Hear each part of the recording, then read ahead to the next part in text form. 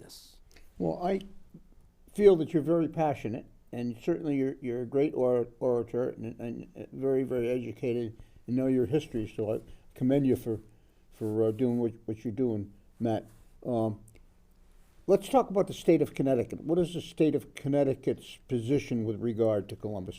Okay, so for each local board of education, they're in the right to designate their own school calendar.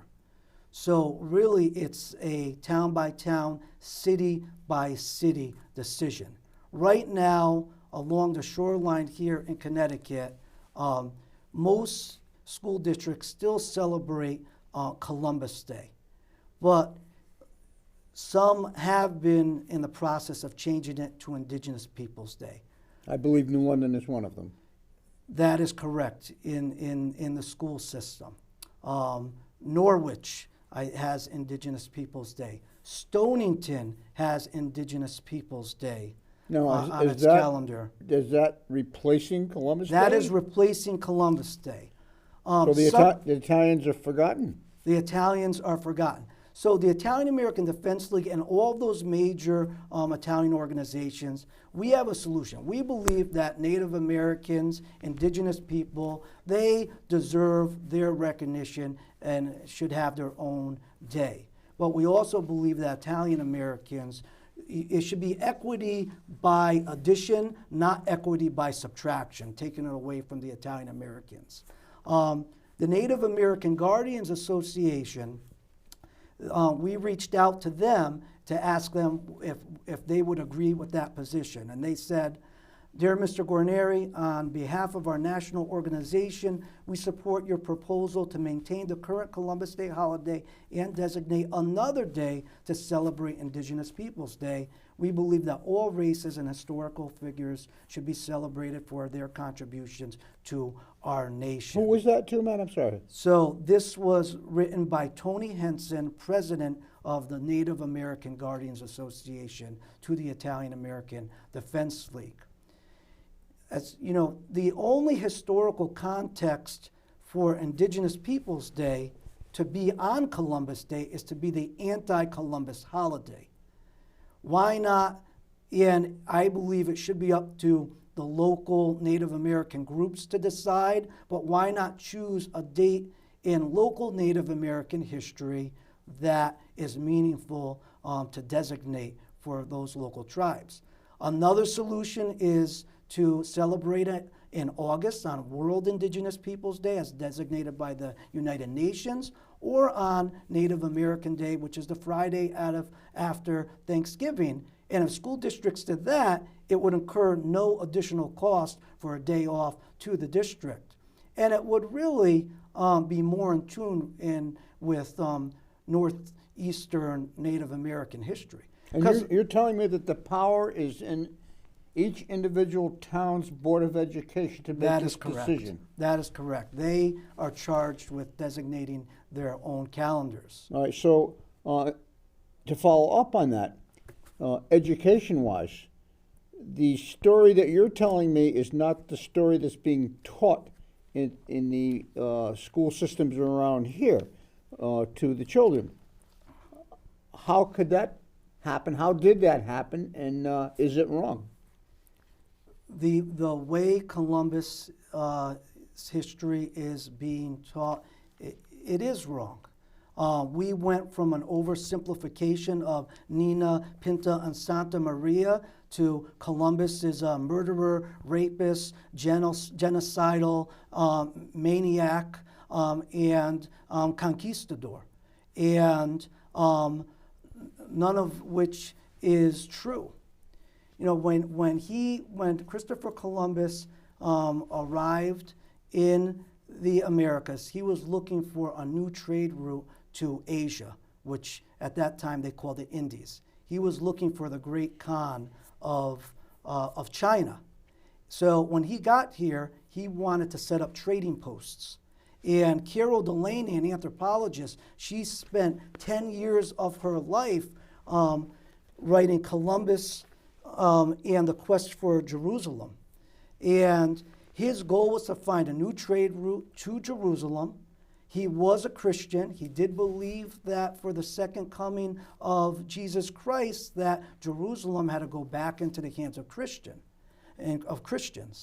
Now, Constantinople was conquered by the Ottoman Empire. So they didn't have that land route to Asia or to Jerusalem. So he was waiting very patiently.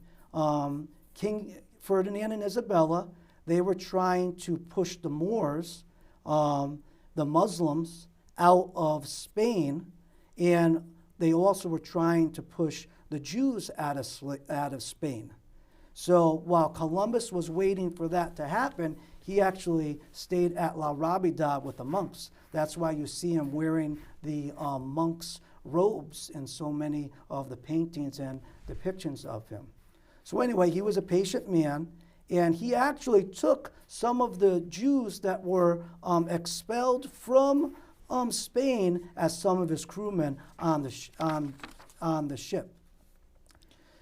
As an educator, and you've been doing that about 20 years. Yes. And I think you told me you teach fourth grade. That's correct. How do you come to grips with what you're being told to talk with what you just told me? So it's in education, there are standards. You're not told you're going to teach Columbus this way.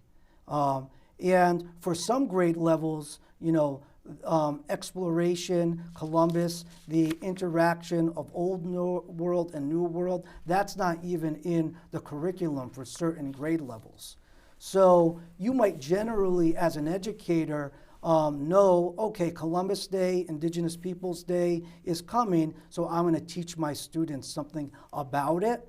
But really, teachers still have a lot of flexibility on what they teach about that day. So it's on that day or leading up to that day. So that's why it's very important to get the facts out there, that slavery was a human institution. Whether you're talking about the sub-Saharan slave trade, where the African tribes were conquering one another, and then they were bringing their prisoners of war to West Africa to sell to the Portuguese in the transatlantic slave trade that started around 1516 and beyond, after Columbus. Whether it was the Northern Europeans enslaving the Italians and around the peninsula, whether it is some of the Chinese empires with their enslavement, whether it was the Aztecs or the Mayans who were enslaving others, or the Caribs. Unfortunately, slavery is a human institution. A lot of it happened as a result of war among tribal people all around the world. The type of slavery which we find most horrendous and horrible is chattel slavery, and that's the ownership of another individual. Well, no matter how you cut the cake, it was wrong. It was wrong, and nobody is arguing that point. But again, Columbus is being blamed for the transatlantic slave trade, which happened after his death. I mean, he died in 1506. His last voyage was 1502. By 1504, he was already very sick, and he's being. Did he spread disease? We're unfortunately familiar with pandemics, with COVID-19, and how disease can spread, and unfortunately. Well, he's accused of it.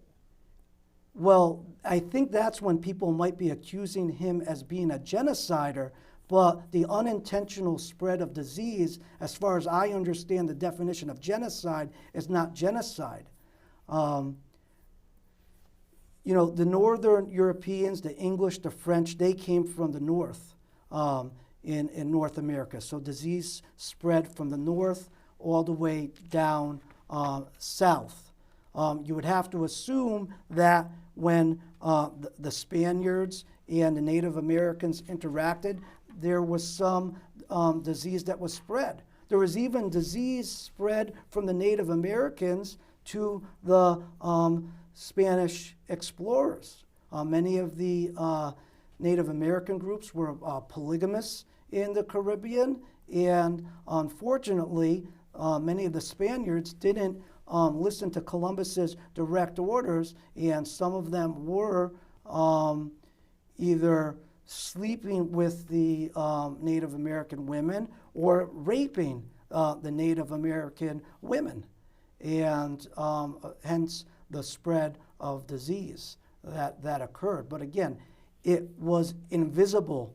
Nobody knew about the spread of disease at that time period in history. So to blame the spread of disease that occurred from Canada all the way down to the bottom of South America on Columbus, that's just bad science.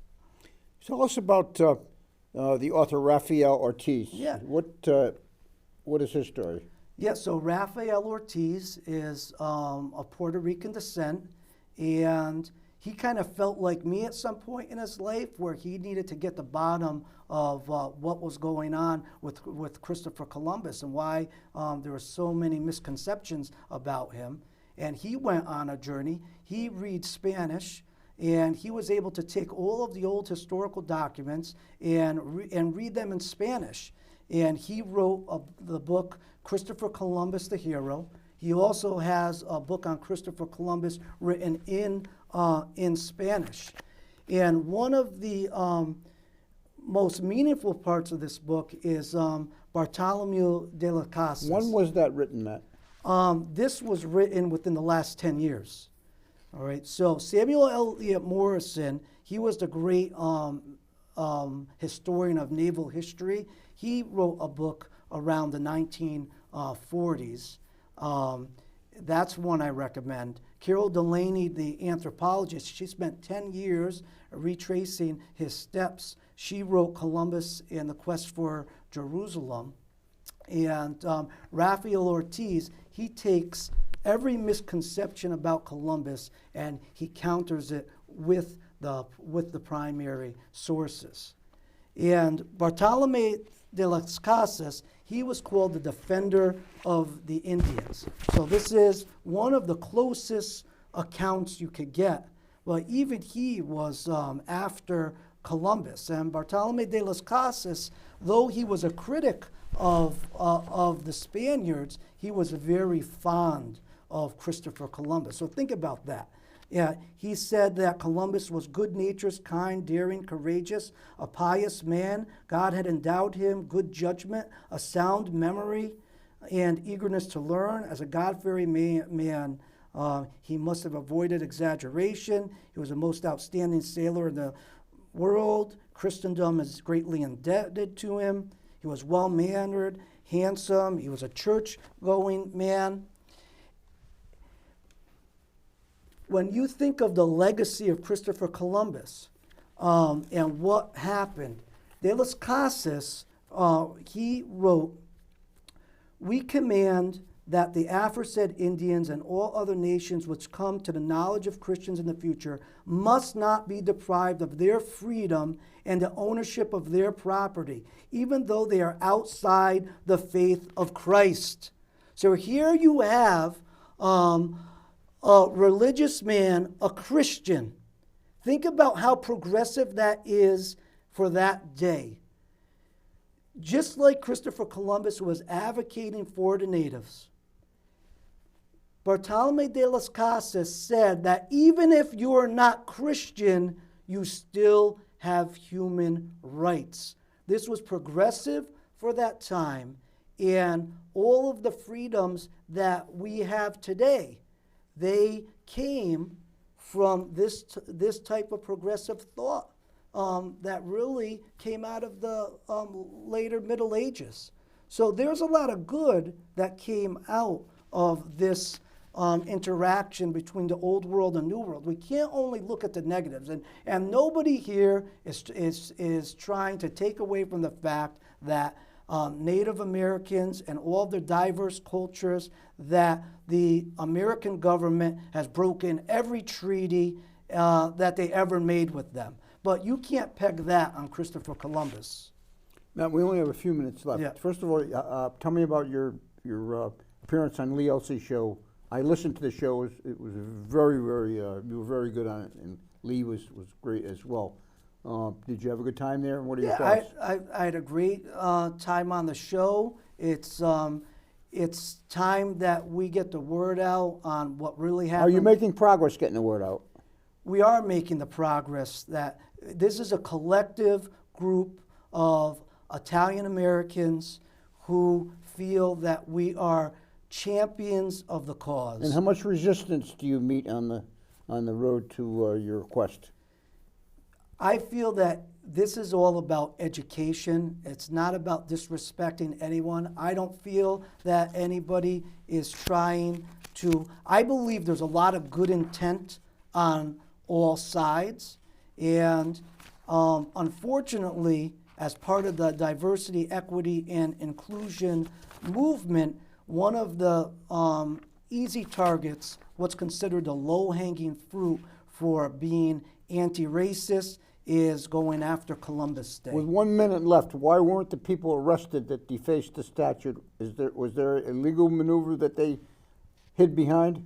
Just across the country at that time, we were looking at peace, and we weren't looking to put fuel on the fire, I think, as a nation. No, we're out of time. Can I ask you, would you come back on again sometime? I would like to come back on and get more into the specific details of the history and really start laying down some of the facts about Christopher Columbus from his 4 journeys. I feel like that's an area where we could do some justice so the audience could know Let's more. get one call here quickly if we can. Thank you for calling. You're late and live. Hi, Murray and Matthew. I wanted to say that the show was a tremendous show. Matthew, you have a wonderful presentation. I'd like to get a copy of this, Murray, so I can show this to my grandchildren. Having said that, you mentioned an article on June 11th where Passero reached out to the public, Italian Americans, about discussion. Well, I know myself and many people don't even get the day paper. So I think a proper way would be for him to present possibly a town meeting like he did, to have his community center. The development of the community center in London, something like that would be more appropriate. They're going to cut you off because we're out of time, but I'll pass that on to the mayor. I'll call him tomorrow and see what he says. And I know the Sons of Italy, the Italian One Voice Coalition, the Italian American Alliance, the Italian American Defense League, we have contacted them in the past, and we want to definitely be able to have a way of presenting our understanding of the situation and just find a way of moving forward positively that's respectful of all people, all cultures. I wish you good luck with that, Matt. I don't see that happening, but thank you for coming on, and we'll definitely do it again. Thank you. At your earliest convenience. Thanks for the callers. Thanks for the crew. Maria reporting from the city too tough to die, New Orleans.